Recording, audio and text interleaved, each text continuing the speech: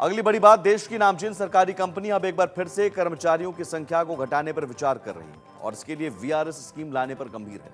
देश के दूरसंचार विभाग के तहत आने वाली कंपनी भारत संचार निगम लिमिटेड यानी बीएसएनएल में फिर से वीआरएस यानी वॉलंटरी रिटायरमेंट सर्विस की आहट सुनाई दे रही है।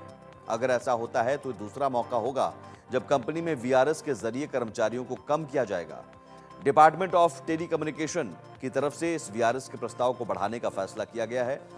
मीडिया रिपोर्ट्स के जरिए इस खबर का पता चला है। इसमें बताया गया है कि सरकारी कंपनी बीएसएनएल अपनी कुल वर्क फोर्स का 35% कम करने जा रही है। इसके तहत कंपनी के कुल 18,000 से 19,000 एम्प्लॉयज को कम किया जा सकता है, जिससे कंपनी की बैलेंस शीट को मजबूत किया जा सके। जानकारी के मुताबिक बीएसएनएल को इस वीआरएस की प्रक्रिया पूरी करने के लिए और इस योजना को अमली जामा पहुंचाने के लिए वित्त मंत्रालय से 15,000 करोड़ रुपए की दरकार है। इस समय बीएसएनएल की तरफ से अपने एम्प्लॉयज की सैलरी देने के लिए कुल 7500 करोड़ रुपए का खर्च किया जा रहा है और ये कुल राजस्व का 38% है। कंपनी इस रकम को घटाकर 5,000 करोड़ रुपए के कुल खर्च पर लाना चाहती है।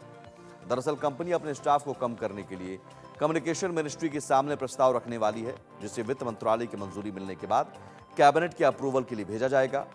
कंपनी सूत्रों के मुताबिक बीएसएनएल के वीआरएस प्लान पर फिलहाल आंतरिक चर्चा चल रही है और कोई ठोस फैसला अभी नहीं लिया गया है। इस बारे में कंपनी की ओर से भी कोई आधिकारिक जवाब नहीं दिया गया है।